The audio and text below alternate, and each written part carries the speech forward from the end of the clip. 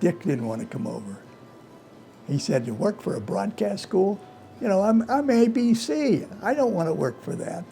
Well, finally, he and I got together and got down to earth about what I'd look for him to do and what he thought he could do for the school. And that was it. That was 1972. That's back when horses just went out and cars came in, I think. It was a long time ago. But as you look back through the history of our school, when graduates come in, people working in various parts of the country and different parts of the industry, and they look around the offices, where's Dickie? Where's Dick? Where's Uncle Dick? And that's the name that they all knew and they all remember and they all love, because he was part of their lives to get out into the industry. Working at Specs Howard and getting to go out and interview so many different graduates from all different years, from the 70s all the way through today. The one person they always ask about is Dick Kernen. How's Dick? How's he doing?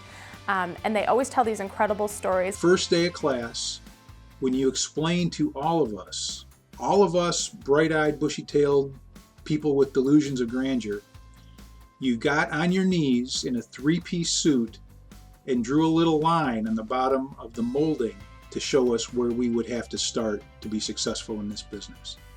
And I still remember that today, and you were 100% on the mark, sir. Dick Kernen was one of my instructors, and I had fallen asleep in his class because I was exhausted. And I remember him tapping me on the back of the head, and he goes, Aaron, and I was out like a light, and he goes, a Super 8 would be cheaper, you know.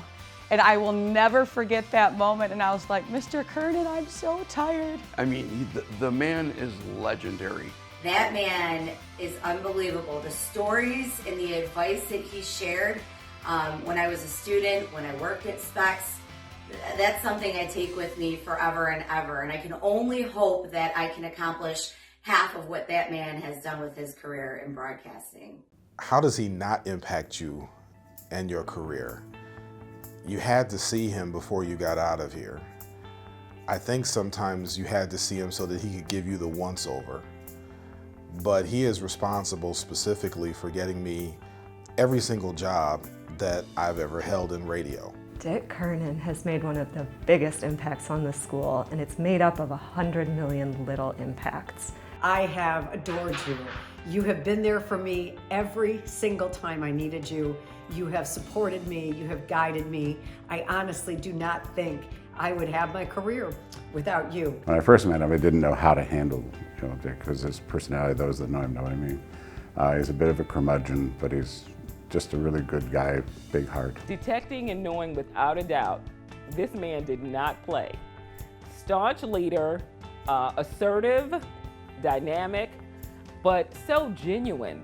You know, he wasn't there to be our peer. He was absolutely a leader, but I just knew, I was like, wow, he's gonna be tough, but he wants us to win. He just made sure that we understood, here's what it is, and then make it what you need to make it to make yourself successful.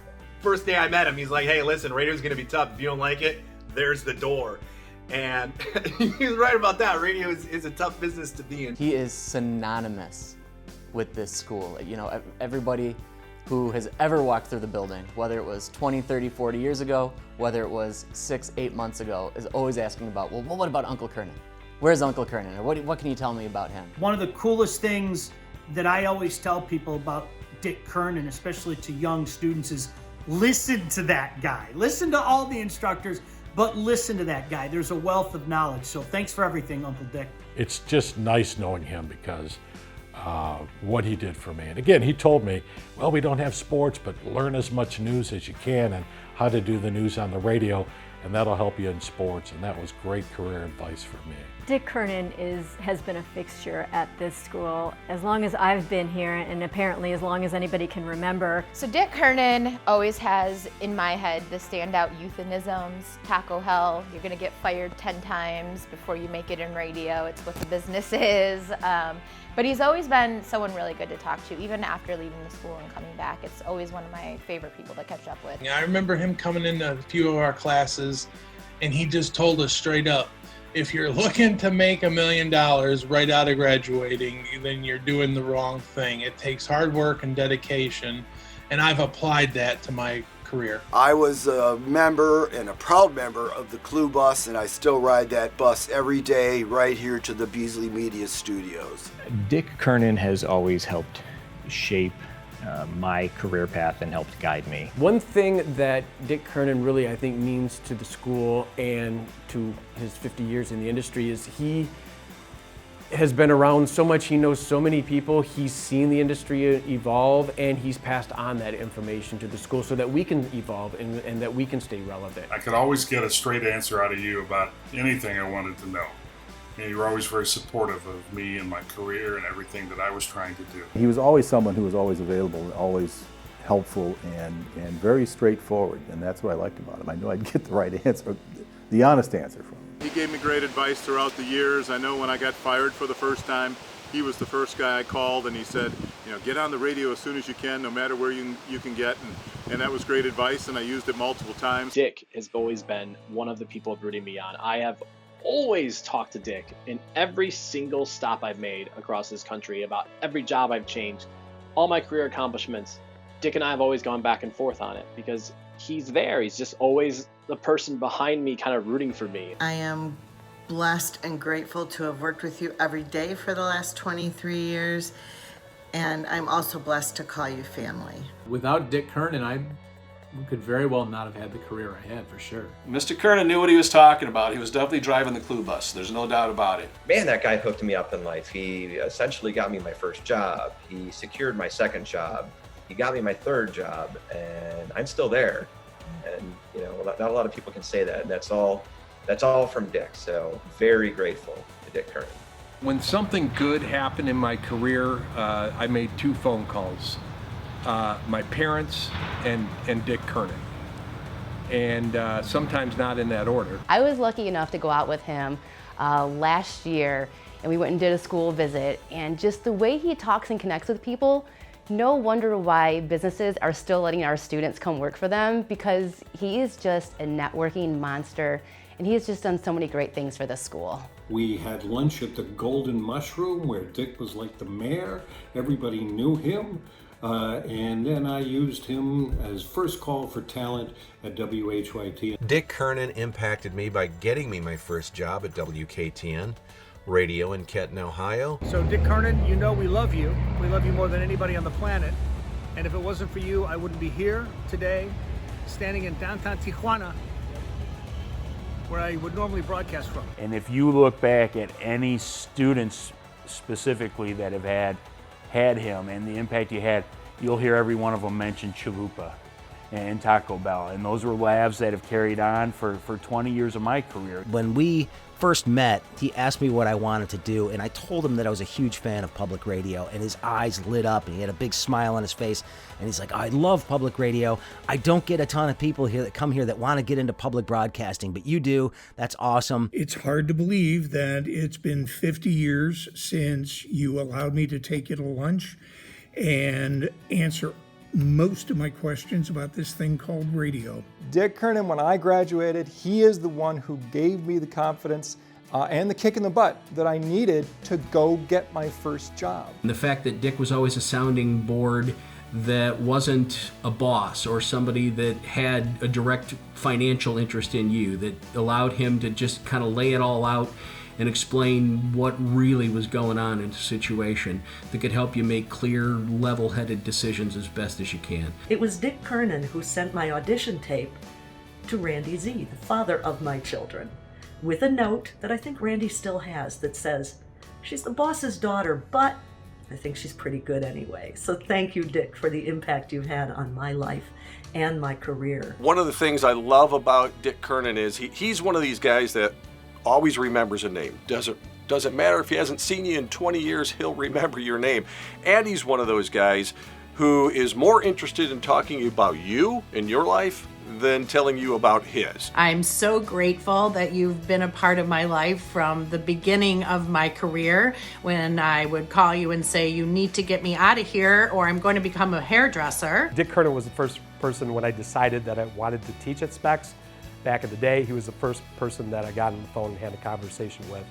And he encouraged me to come down here to the school and apply for an instructor position. So I think Dick had a huge part in that. His impact on thousands of graduates and non-graduates in the business will always, he will always be remembered for that and his input. Dick Kernen impacted my life through opportunity.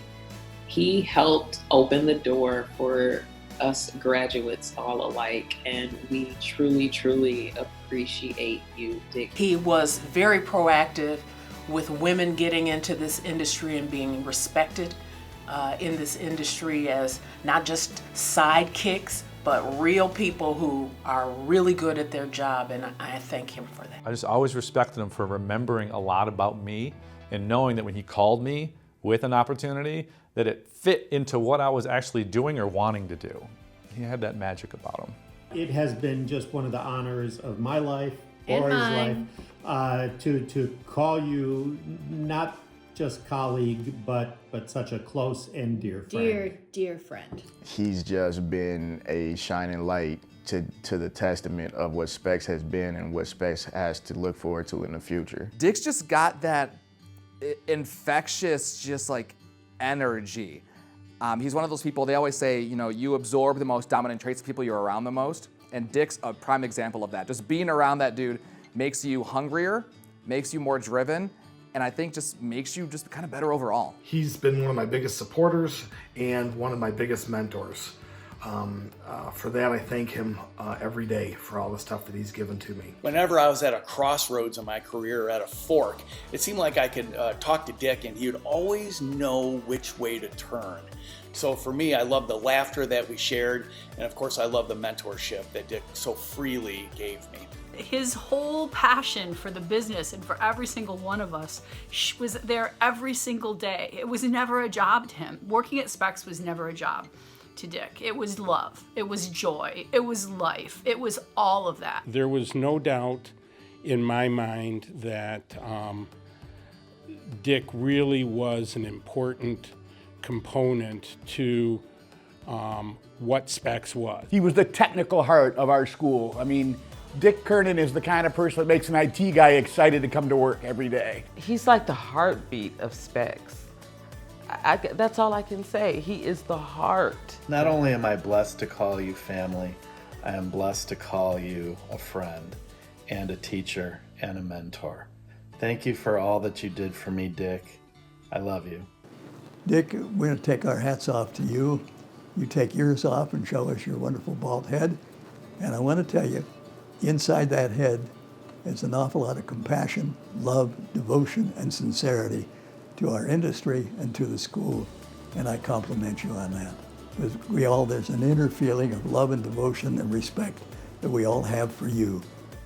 I could never have worked for anyone better than Specs Howard. The man defines the term, as I said, integrity. And I walked in here 50 years ago, and it seems to have worked out. Thank you, thank you, thank you, thank you.